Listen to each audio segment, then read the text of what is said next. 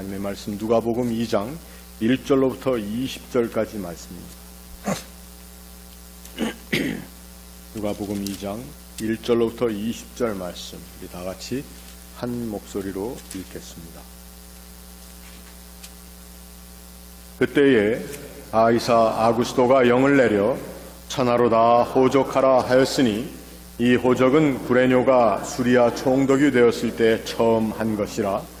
모든 사람이 호적하러 각각 고향으로 돌아가매 요셉도 다윗의 집 족속이므로 갈릴리 나사렛 동네에서 유대를 향하여 베들레헴이라 하는 다윗의 동네로 그 약혼한 마리아와 함께 호적하러 올라가니 마리아가 이미 잉태하였더라.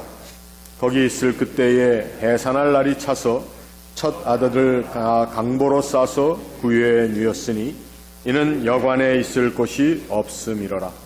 그 지역의 목자들이 밤에 밖에서 자기 양떼를 지키더니 주의 사자가 곁에 서고 주의 영광이 그들을 두루 비추매 크게 무서워하는지라.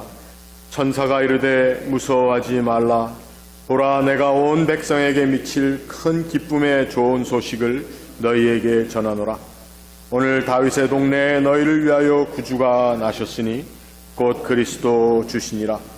너희가 가서 강보에 쌓여 구유에 누워 있는 아기를 보리니 이것이 너희에게 표적이니라 하더니 호련히 수많은 천군이 그 천사와 함께 하나님을 찬송하여 이르되 지극히 높은 곳에서는 하나님께 영광이요 땅에서는 하나님이 기뻐하신 사람들 중에 평화로다 하니라.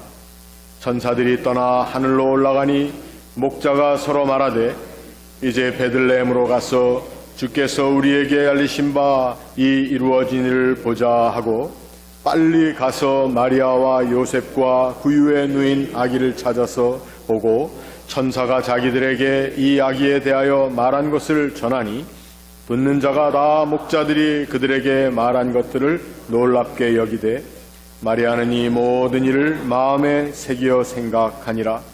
목자들은 자기들에게 이르던 바와 같이 듣고 본 그 모든 것으로 인하여 하나님께 영광을 돌리고 찬송하며 돌아가니라. 아멘. 세상은 점점 상업화가 돼가고 또 점점 무신론자들이 많아지는 것이 현실입니다. 어느덧 예수님의 자리에 산타클로스가 자리를 차지하고 메리 크리스마스보다는 해피 할로데이스라고 인사하는 것이 보편적이 되어버린 세상입니다.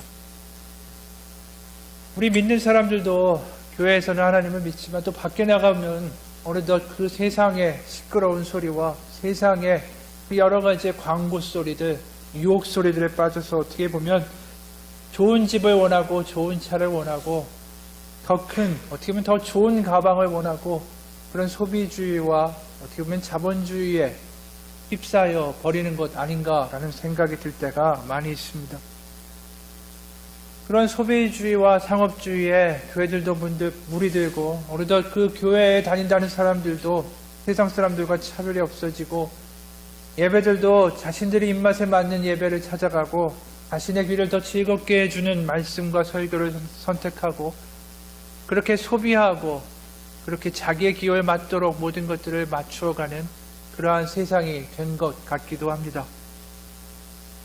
그런 화려함과 시끄러움과 그리고 소음과 세상의 광고 소리들과는 대조적으로 우리가 오늘 보게 되는 바로 예수님의 탄생의 모습은 너무나도 초라하고 조그맣고 세상이 어떻게 보면 알지 못하는, 그래서 그냥 모르고 지나갈 수 있는 그러한 장면으로 묘사되고 있다라는 것입니다. 우리가 익히 알고 있는 것처럼 예수님이 태어나신 곳은 너무나도 초라한 부위였습니다. 화려한 모습도 아니었고 근사한 모습도 아니었고 권력자의 그러한 모습도 아닌 촌스러운 구유에서 태어나셨습니다.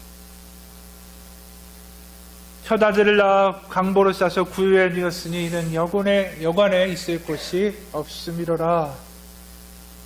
그러면서 이 구유에 또 그곳에 경배하는 사람들로 목동과 동방박사와 마리아와 요셉, 그렇게 단촐한 이들이 있었다라고 이야기를 하죠. 어떻게 보면 이것이 교회였고 이것이 하나님의 나라가 임재한 첫 번째 모습이었는지도 모르고 그것에서 새로운 역사가 시작되는 그러한 장면이었습니다. 하지만 놀라운 일이 벌어지는 곳인데, 놀라운 역사가 시작되는 곳인데, 2000년이 지난 이 놀라운 교회들이 세상에 깔려 있고 수많은 기독교인들이 생겨나는 그러한 일인데 너무나도 초라하다라는 것이죠. 예수님이 태어날 당시는 이미 권력자가 폭력을 휘두르고 그 폭력이 너무나도 당연시되던 그런 시대였습니다. 유대는 로마와 또 이방인인 헤롯의 통치를 받고 있었고, 헤롯은 자신의 권력을 지키기 위해서 군대를 동원하고 폭력을 행사하고 있었습니다. 그런 암흑의 시대에 그 초라한 곳, 그리고 세상에 생각하지 못할 곳, 바로 그곳에 예수님이 태어나셨고, 그것을 헤롯은 동방 박사를 통해서 알게 되고, 심지어 그는 마태복음에 보면 이렇게 기록을 하죠. 헤롯이 박사들에게 속은 줄 알고 심히 노하여 사람을 보내어 베들레헴과 그 모든 지경 안에 있는 산의 아이를 박사들에게 자세히 그때를 기준하여 2살부터 그 아래로 다 죽이니. 예수님이 오셨을 때 초라하고 별 볼 일 없는 모습이었을 뿐 아니라 예수님이 오셨을 때 바로 그 권력과 폭력은 수많은 아이들을 죽이는 일까지 발생했다라고 성경은 기록합니다. 하나님의 나라가 이러한 모습으로 오셔야 했을까? 우리가 기대하는 천국의 모습이, 또 하나님, 바로 그분이 이 땅에 오신, 하나님의 아들이 이 땅에 오신 그 모습이 이렇게 별 볼 일 없어야 하는가? 세상의 권력자에게 어떻게 죽임당하는 아이의 모습, 애국으로 가야만 하는 피난민의 모습이 되어야 했는가라는 것이죠. 그런 면에서 보면 성탄절은 우리가 기대하는 모습과는 참 사뭇 거리가 있습니다. 바로 새로운 시대 하나님의 나라가 이 땅에 오지만 그것은 어떻게 보면 숨죽인 크리스마스였다라는 것이죠. 그런 면에서 보면 지금 우리가 하나님의 나라가 어디 있느냐, 세상은 이렇게 힘들고 세상에 전쟁이 있고 배고픔이 있고 아직도 추위가 있고 죽는 사람들이 있는데 하나님의 나라가 어디 있느냐. 그런데 우리가 성탄절의 예수님의 모습을 보면 바로 배고픔이 있고 추위가 있고 가난이 있고 전쟁이 있고 때로는 외로움이 있는 그곳에 하나님의 나라가 있다라는 것을 알게 된다라는 것이죠. 바로 예수님이 이 땅 가운데 초라한 구유에 오심으로 바로 예수님이 어느 곳이든 우리와 함께 할 수 있다라는 것을 분명히 보여주셨습니다. 그리고 그 초라한 곳에 놀라운 세상이 열릴 수 있다라는 것을 우리에게 보여주기 위하여 그 모습으로 우리 가운데 뛰어 들어오셨다라는 것이죠. 이 땅에 오신 예수 그리스도가 이렇게 초라한 모습으로 오셨다라는 것, 그것은 어느 곳, 우리의 정말 좌절되고 쓰러지고 낙담한 어떠한 곳에도 바로 하나님의 나라와 소망이 있을 수 있다라는 것입니다. 그곳에 새로운 세상이 열릴 수 있는 가능성이 있다라는 것이죠. 그러게 오늘 목동과 동방박사와 마리아와 요셉이 드리는 그 초라한 예배가 세상을 바꾸는 예배가 되었고, 그 예배 가운데 놀라운 세상에 알지 못하는 신비가 시작되기 시작합니다. 어떤 유복한 가정에 있었습니다. 거기에 남자아이가 하나 있었는데 우연히 만난 여자아이하고 사랑에 빠졌습니다. 데이트를 즐기고 있는데 갑자기 그 소녀아이가 쓸쓸한 얼굴로 중얼거리기 시작했습니다. 난 정말로 네가 부러워. 네가 입고 있는 것도 다 비싼 것뿐이고 너는 내가 살고 있는 세상과는 너무나도 다른 데 사는구나. 우리 집은 너무나 대대로 가난했어. 아빠도 할아버지도 할아버지도 전부 가난했는걸. 그러니까 이 부잣집 남자아이가 당황해서 대답을 합니다. 아니야, 우리 집도 가난해. 정원사도 하인도 운전기사도 집사도 모두 가난해. 이 부자 소년의 이야기가 얼마나 피상적으로 들리는지 모릅니다. 이것은 피상적인 공감이고 표면적인 이해일 뿐이죠. 하지만 하나님이 우리에게 하시는 이 성경의 말씀이 과연 어떠한 말씀인가 생각해보면 저 멀리 피상적으로 내가 널 알아 라고 말하시지 않는다라는 것입니다. 우리는 성탄절을 통해서 우리 알게 되죠. 바로 주님이 우리를 안다라고 말씀하시기 위해서 바로 우리를 얼굴을 맞대고 바라보며 우리의 살을 부비며 말씀하시기 위해 이 땅 가운데 오셨다라는 것입니다. 그것이 근사한 모습도 아니고 낮고 낮은 모습으로 우리 가운데 우리가 원하지도 않았지만 그분이 먼저 오셨고 그렇게 고생하기 위하여 이 땅에 오셨다. 그렇게 예수님의 탄생은 앞으로 고난이 있을 33년 후에 죽음을 예견한 그러한 탄생이었습니다. 그렇게 우리와 함께하기 위하여 예수 그리스도가 오셨다라는 것이죠. 그런 하나님의 아들의 성육식 사건을 우리가 믿고 있습니다. 그것을 믿는 우리 기독교인들은 이 땅에 살지만 또 다른 세상을 살아가야 하는 사람들이다라는 것이죠. 세상의 웅대함과 화려함과 근사함이 아니라 초라하고 눈물나고 때로 한숨 짓는 그러한 상황 가운데 손잡고 기도할 때에 그곳에 또 다른 세상이 열린다라는 것을 목격하고 기뻐하고 환호하는 사람들이 기독교인들이라는 것입니다. 천사들은 선포합니다. 오늘 지극히 높은 곳에서는 하나님께 영광이요 땅에서는 하나님이 기뻐하신 사람들 중에 평화로다. 전쟁과 배고픔과 슬픔이 끊이지 않는 그 유대 땅이었습니다. 로마의 통치가 이루어지고 있고 헤롯 왕은 공포 정치를 하고 있는 그때에 바로 천사들은 선포하는 것이죠. 높은 곳에 하나님의 영광이고 땅에는 하나님의 평화로다. 이것은 전혀 맞지 않는 이야기일 수도 있다라는 것이죠. 바로 우리가 믿는 것은 이 땅 가운데 보이지 않지만 그것을 바라볼 수 있는 이들, 바로 하나님을 믿는 이들이 하나님의 나라를 목격하고 그것을 살아가고 증언하는 것, 그것이 어떻게 보면 성탄절을 통하여 우리에게 주는 메시지입니다.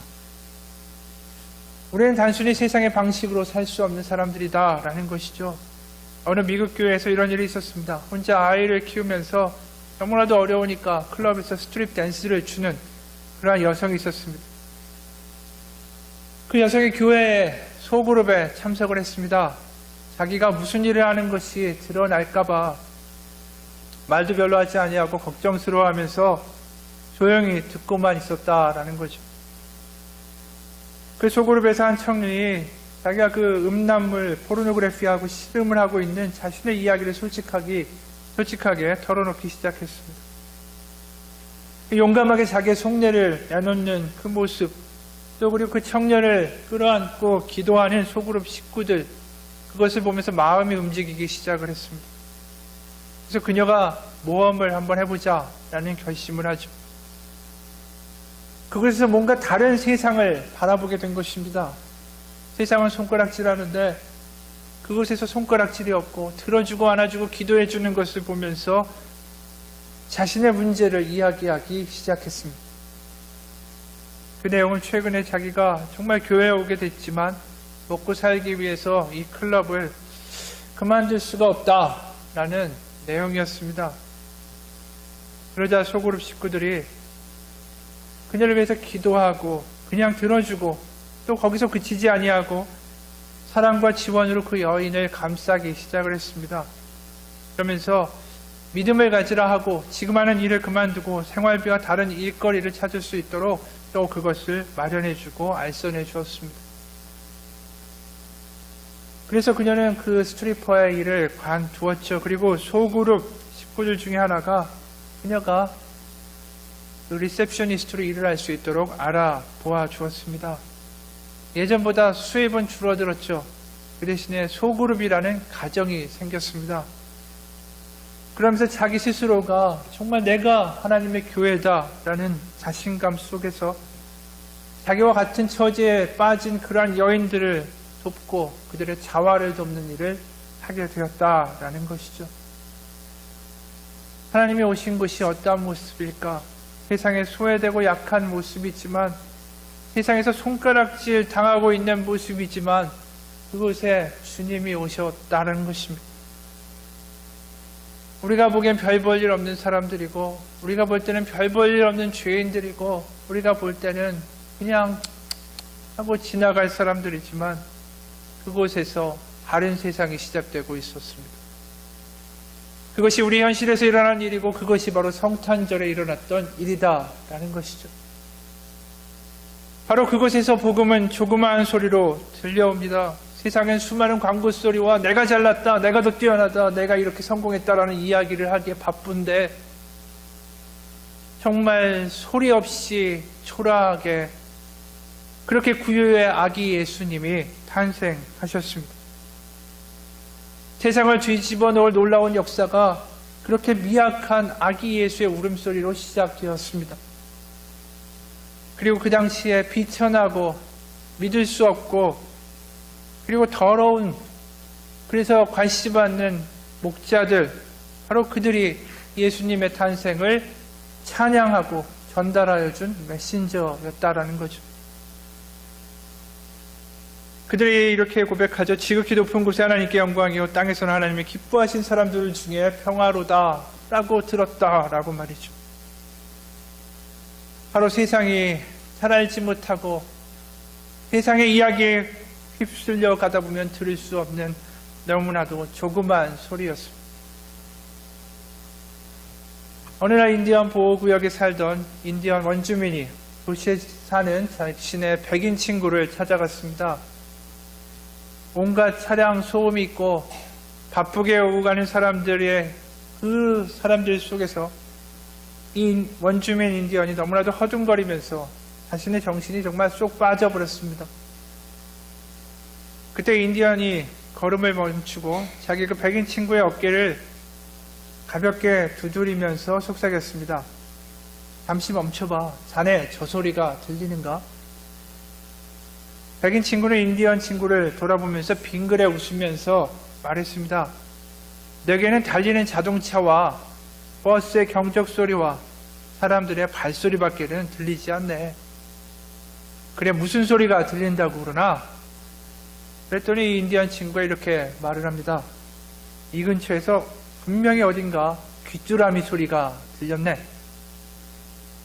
백인 친구는 가만히 듣고 있다가 이내 고개를 흔들면서 말을 합니다. 아마 잘못 들었을 거야. 이곳에는 귀뚜라미가 없네. 설령 있다고 해도 이렇게 시끄러운 길거리에서 어떻게 귀뚜라미 소리를 들을 수 있겠는가?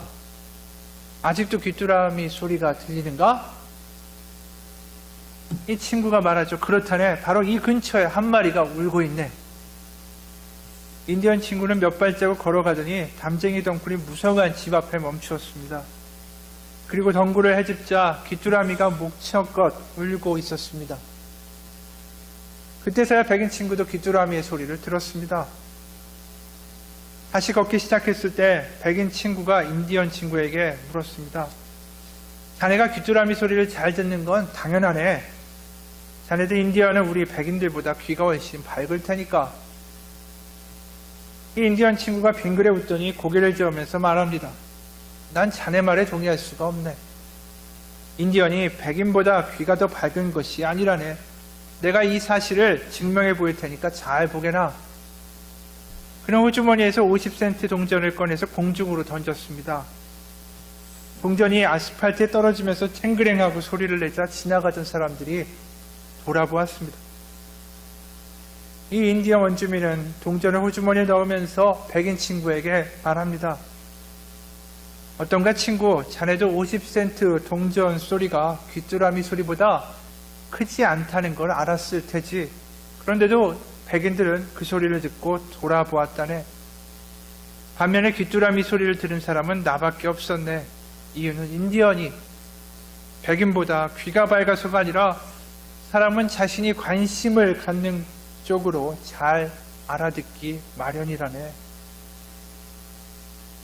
하나님의 나라는 지금도 귀 기울인 사람들에게 들립니다. 2000년 전에 예수님이 그냥 한번 탄생하시고 그리고 십자가에 못 박혀 죽으시고 부활하셨다로 끝나는 사건이 아니라 우리가 믿는 예수 그리스도, 그분이 말씀하시는 하나님의 나라는 귀를 기울인 사람들에게 지금도 분명히 들린다라는 것입니다. 바로 그 자리에 그 귀 기울인 사람들이 있었습니다. 그들은 이미 이야기한 것처럼 동방박사고 별 볼 일 없는 목자들이었고, 그리고 그 이후에 예수님을 따랐던 사람들은 누구였는가? 그들은 창녀였고 매국노였던 세리들이었고 세상 가운데 죄인이라고 멸시받았던 사람들이었고 나병 환자라고 사람들이 상종도 안 해주던 그런 사람들이었다라는 것이죠. 바로 그 사람들은 귀 기울여 하나님의 나라가 오고 있다라는 것을 들었습니다. 그 작은 소리를 들은 마리아는 이렇게 이야기하죠. 오늘 19절에 마리아는 이 모든 말을 마음에 새기어 생각하니라.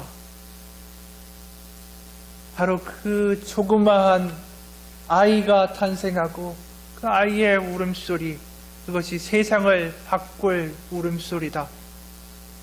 바로 그 목자들이 하는 이야기를 바로 마리아는 조용히 마음 가운데 새겼다라고 말을 합니다.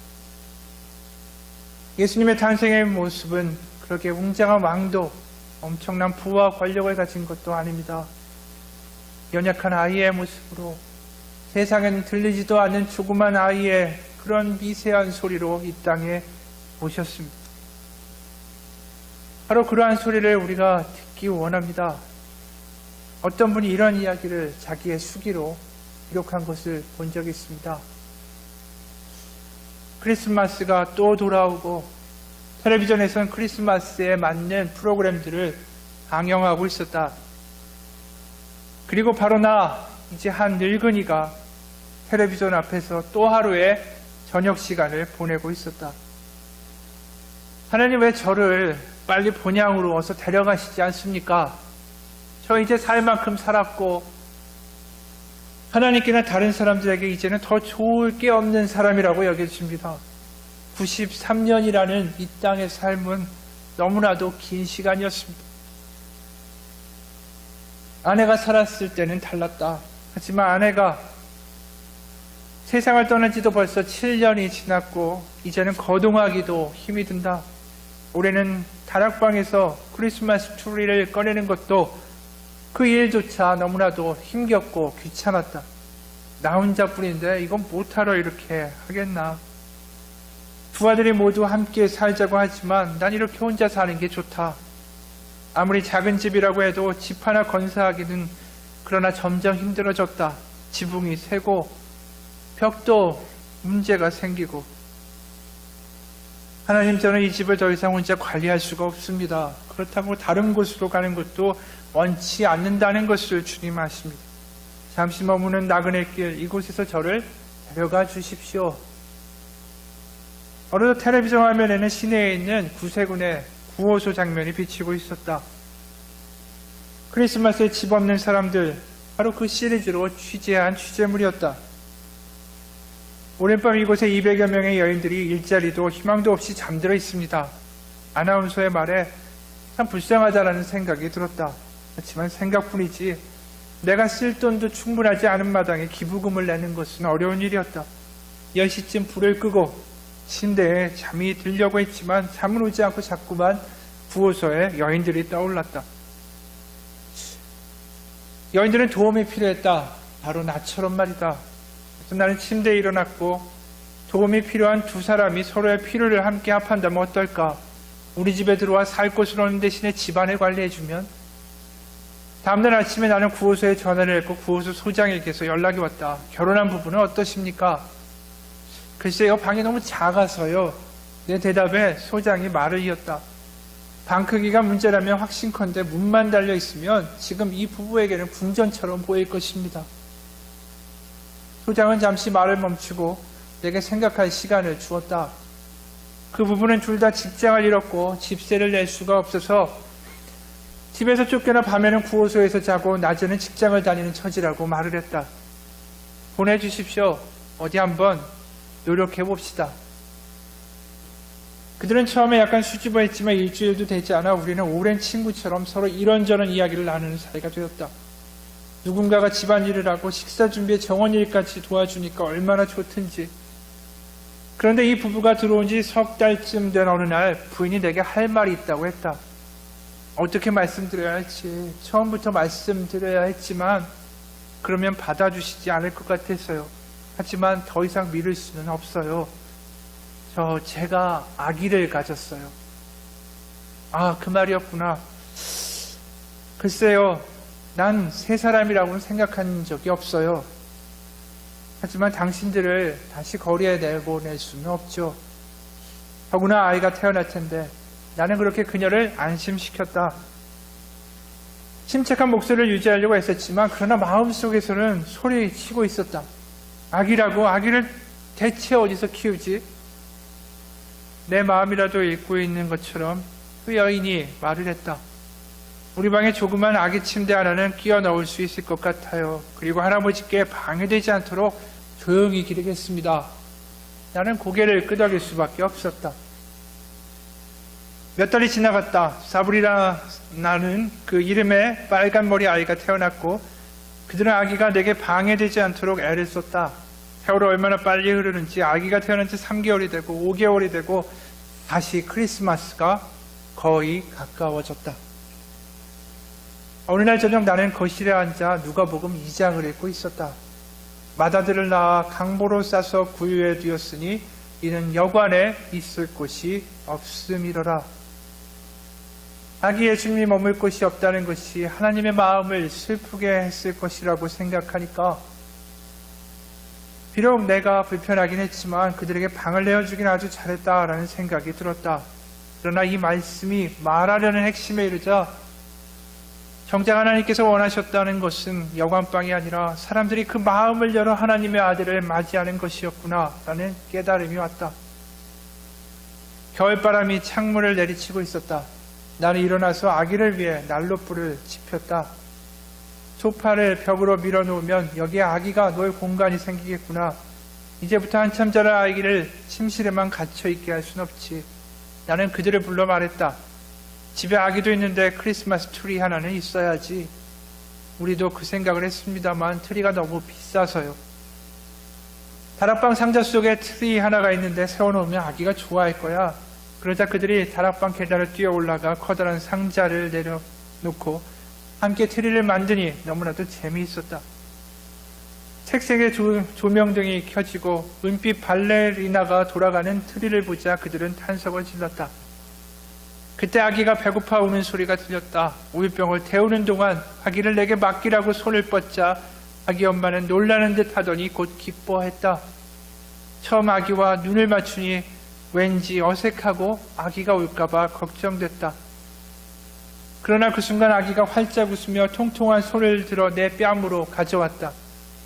아기가 손으로 나를 만지자 아주 먼 옛날 크리스마스에 태어난 또 한 아기가 생각났다. 아기 아빠가 창가에 촛불을 가지런히 정리하는 모습이 보였다. 아기 엄마가 부엌에서 흥얼거리는 캐롤 소리도 들렸다. 나는 우리의 시간을 주관하시는 그분께 속삭이듯 기도했다. 하나님, 제가 다시 한번 크리스마스를 맞게 해주셔서 감사드립니다.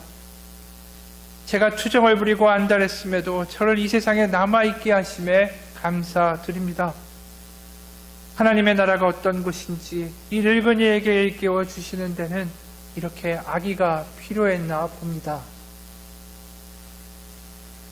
우리의 삶에 정말 필요한 것이 뭘까요? 매해마다 다가오는 크리스마스, 또 내년에 또 다가오고 또 그렇게 한 살 먹는 것이 우리의 삶일까요? 세상의 광고와 세상의 화려한 소리와 내가 잘났고 내가 성공했고 내가 뛰어나다는 이야기를 하는 것, 그것에 귀 기울이는 것이 우리가 할 일일까요? 우리는 세상에 돌아갔던 우리의 귀와 눈, 그 모든 것을 이제 돌이켜서 세상에 들리지 않는 어떻게 보면 조그만 소리, 하나님의 나라가 임하는 소리에 귀 기울여야 할 것입니다. 오늘 우리가 보는 크리스마스는 세상의 커다란 소음 속에서 들리지 않는 모습으로 숨죽여 다가오고 있었습니다. 바로 초라하고 미약하고 넘어지고 쓰러지고 연약한 이들 가운데 그렇게 다가오고 있었습니다. 더 이상 위선과 거짓과 비교와 허영과 가면이 필요 없는 그러한 모습으로 말입니다. 바로 오늘 성탄절, 바로 그 예수 그리스도가 우리의 마음에, 우리의 믿음 가운데 오고 계신가요? 바로 크리스마스가 우리에게는 어떠한 의미일까요?